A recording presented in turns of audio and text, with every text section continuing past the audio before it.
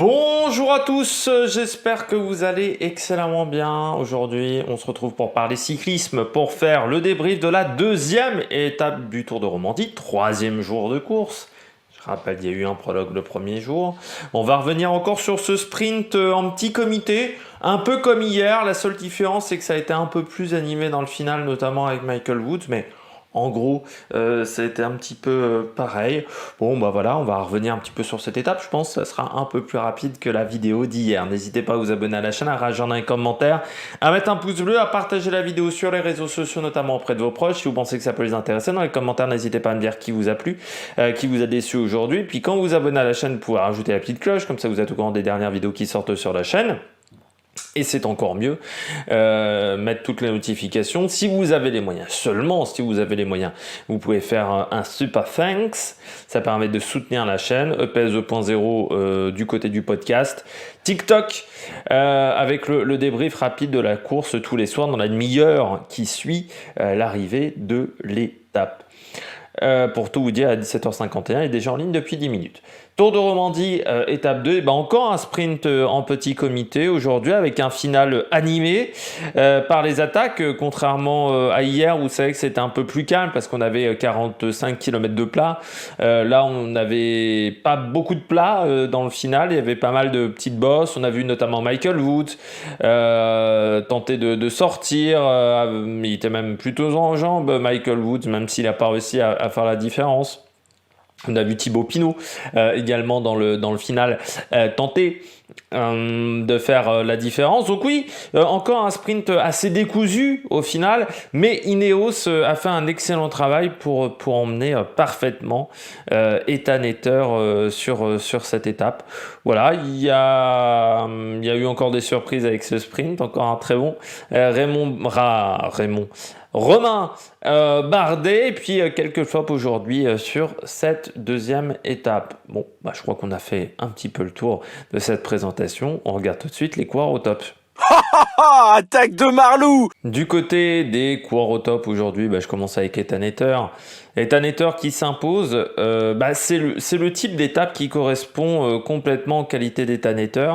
Le problème d'Ethan Ether, c'est qu'il n'a pas un spectre très large d'étapes qui peuvent lui convenir. Le sprint sur le plat, il n'est pas assez rapide, il n'est pas assez performant.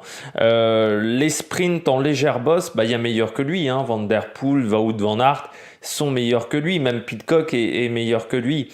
Donc c'est vraiment sur ce type d'étape-là où vous avez des bosses, où vous vous retrouvez avec un sprint en petit comité, où il peut être performant comme un Higuita, même si Higuita aujourd'hui était malade, c'est sur ce type d'étape-là où il peut s'en sortir, parce qu'il a un peu plus de vitesse que les autres. Et puis vous allez me dire, sur les étapes un peu plus dures, non, parce qu'on sait très bien que sur les étapes de montagne, c'est trop compliqué pour le moment pour Ethan Ether, et pour le classement général d'une course comme le Tour de Romandie, ou même une course, je sais pas moi, comme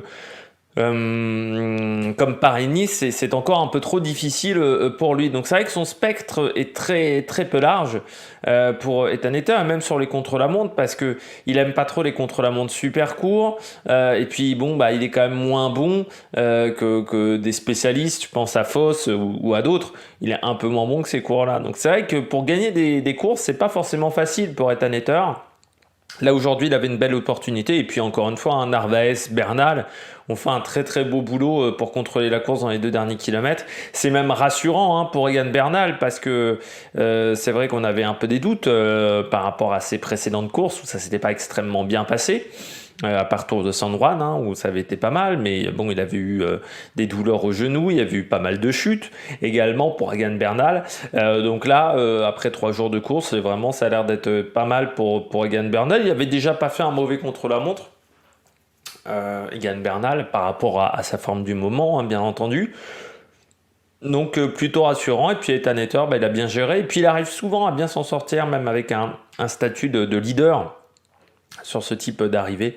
Donc voilà, vraiment une belle victoire d'Ethan Hayter aujourd'hui pour la Ineos Grenadiers. Deuxième coureur au top, eh bien, c'est un récurrent sur ce Tour de Romandie, c'est Romain Bardet. Encore un beau sprint, il prend en plus sa troisième place, donc des secondes de bonification. Alors je pense qu'Ayuso augmente son avance, mais par contre derrière, il augmente son avance par rapport à ses principaux adversaires pour le classement général final de la course. Donc ça forcément c'est très bien pour Romain Bardet. Et puis on a l'impression qu'il prend vraiment beaucoup de confiance dans cette course, qui se rassure énormément, et ça forcément c'est intéressant parce qu'après il va y avoir une coupure, mais bon, coupure certes de course, mais ça veut pas dire coupure d'entraînement. Il va y avoir notamment les reconnaissances du Tour de France, mais il va y avoir également des stages en altitude. Quand vous arrivez en confiance en stage en altitude, vous êtes moins tourmenté, vous arrivez à travailler un peu plus, un peu mieux, vous êtes encore plus motivé, vous êtes peut-être encore plus concentré que quand vous arrivez dans une période où vous étiez en plein doute sur la première partie de saison. Et puis c'est rassurant parce que c'est vrai que Romain Bardet n'avait pas forcément fait un très grand début de saison. Il y avait eu quelques courses intéressantes, quelques jours de course intéressants, mais je dirais que dans la globalité c'était pas forcément si incroyable que ça depuis qu'il est arrivé chez DSM. Donc là voilà, c'est vraiment bien ce qu'il a fait aujourd'hui. Et depuis le début de la course, Romain Bardet. Et puis dommage, par contre, du côté de la DSM, qu'on n'ait pas fait un véritable train pour emmener Romain Bardet. Votre leader, c'est pas Oscar Onley. Alors oui, Oscar Onley a peut-être une bonne vitesse, mais aujourd'hui, pour les bonifications, c'était plus intéressant que ce soit Romain Bardet qui sprint, sauf que vous avez à la fois Romain Bardet ou Oscar Onley qui sont côte à côte. Alors, je me dis jusqu'à tel point, c'était quand même peut-être pas une stratégie de la part de la DSM, parce que si vous êtes côte à côte, c'est plus compliqué de vous dépasser. Et notamment, Juan Ayuso, il a dû faire un gros détour pour dépasser les deux. Mais les deux ont pas mal frotté l'un contre l'autre. Ça, c'est une perte d'énergie. Et je pense que si on avait fait un train, peut-être que du côté de la DSM, on aurait peut-être pu rester devant Juan Ayuso. Aujourd'hui, bien entendu, Ethan Hayter était au-dessus et c'est tout à fait normal, mais Romain Bardet, voilà, il marche bien en ce moment, le coureur français. Puis je termine avec Juan Ayuso. Ethan Hayter était au-dessus, mais il y aura quand même un petit...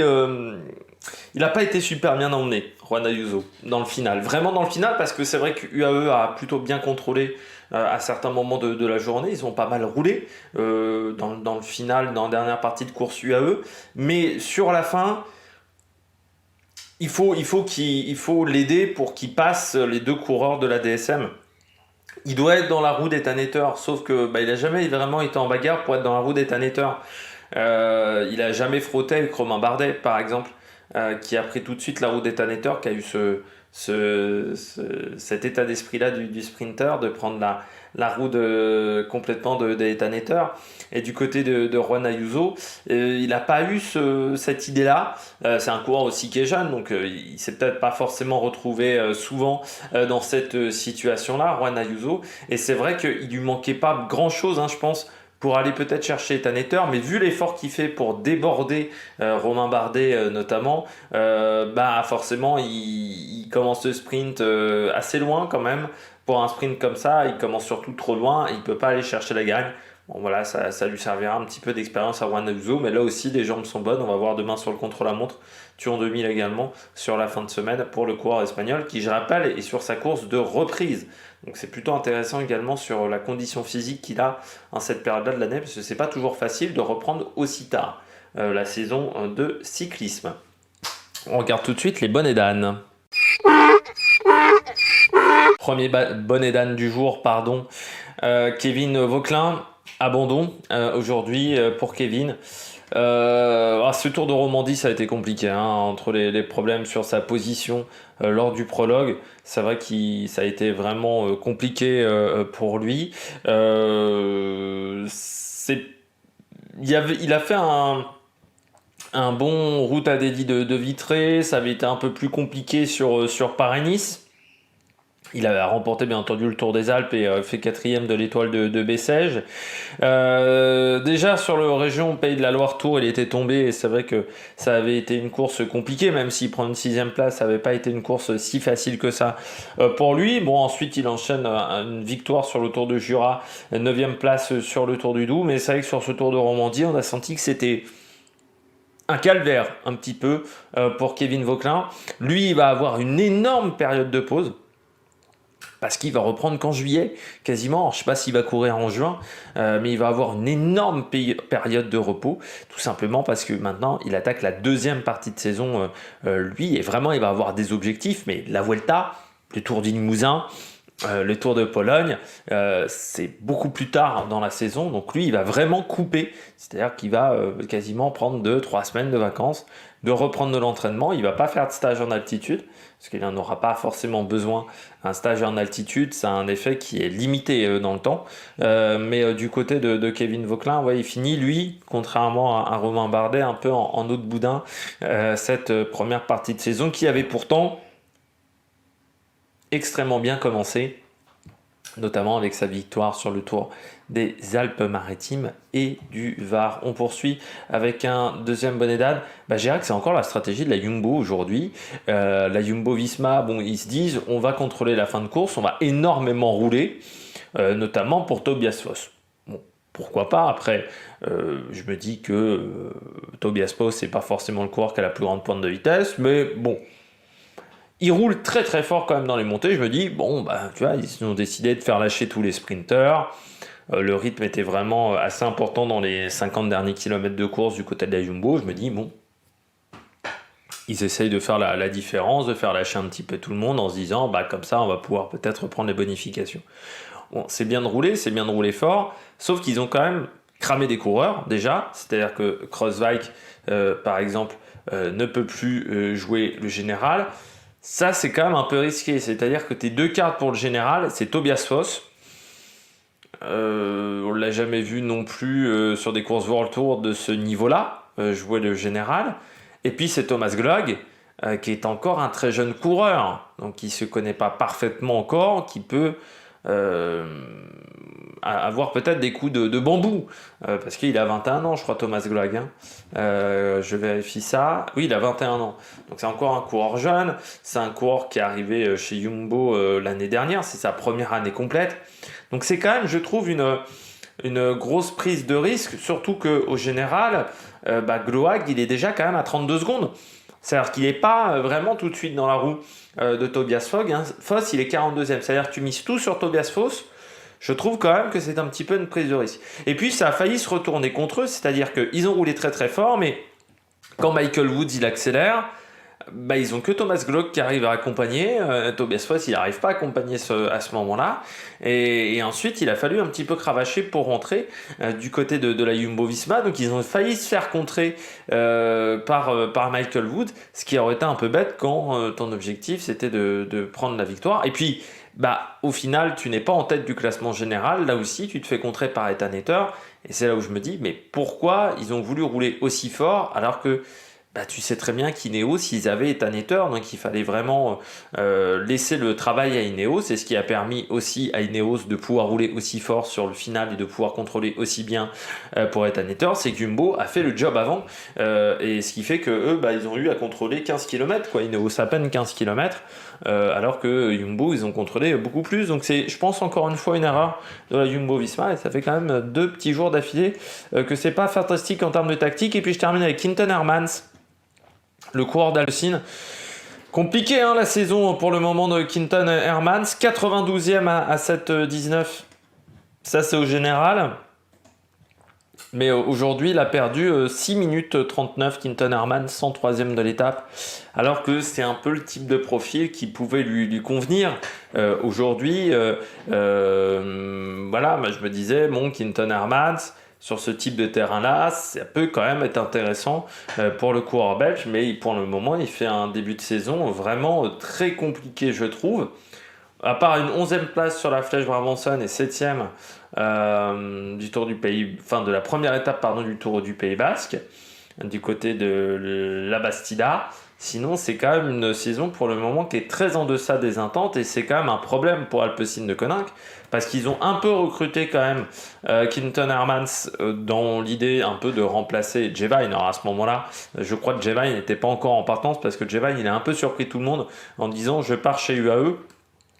Personne s'y attendait vraiment du côté de Alpecin de Koninck, mais bon, il a été recruté pour apporter de la densité en montagne et pour le moment, ça se passe pas très bien quand même. La première partie de saison est difficile pour Quinton Hermans. Il est quand même passé un peu à côté de ses classiques belges, 19e Flèche-Wallonne, 48e de Liège-Bastogne-Liège. J'ai vraiment un début de saison qui est compliqué pour le coureur belge de 27 ans. Donc on espère qu'ensuite ça va un peu mieux se goupiller pour lui. Objectif Tour de France. C'est un coureur qui peut peut-être faire un top 15 quand même sur le Tour de France, mais pour ça il faudra être en bien meilleures conditions physiques que sur cette course. Mais là encore une fois que sur la première partie de saison où ça a été compliqué, et ce qui fait que en fait il a récupéré assez peu de points UCI pour son équipe, 30 sur la Flèche Brabantson, donc 24 ça fait 54, plus 2 ça fait 56, 64 plus 12 ça fait 76, et 76, oui il a récupéré 90 points quoi à peu près. Donc c'est pas énorme, c'est surtout largement en dessous des attentes de sa formation. On regarde tout de suite l'étape de demain. Deuxième contre-la-montre sur ce Tour de Romandie, étape numéro 3 entre Châtel-Saint-Denis et Châtel-Saint-Denis. 19 km avec une montée au programme, une montée qui fait à peu près 5 km et demi, avec une première partie à 7,3% et puis une deuxième partie un peu plus roulante, 4 km 3 à 5,7. C'est pas très pentu, mais avec un vélo de chrono, c'est toujours particulier. Et puis ensuite, on aura une belle descente pour arriver à Châtel-Saint-Denis. C'est pas facile de savoir comment gérer l'effort sur ce chrono, parce qu'on a à peu près 5 km de plat, 5-6 km de montée, 4 km de plat après la montée et également un dernier kilomètre tout plat à l'arrivée. C'est compliqué de savoir est-ce que je dois tout mettre dans la montée, mais ensuite quand il va falloir remettre du braquet après la montée pendant ces 3-4 km, ça peut être compliqué. Est-ce qu'il faut que je fasse un chrono régulier? Mais bon, faut quand même tenir compte que tu as 5-6 km de descente où, grosso modo, tu vas pas énormément pédaler. Ça veut dire également qu'il va falloir quand même maîtriser sa machine. Prime aux concurrents qui savent prendre des virages, et dans ce cas-là, Rémi Cavagna va quand même perdre du temps dans la descente. Mais c'est pas un chrono évident. Voilà, c'est 19 km.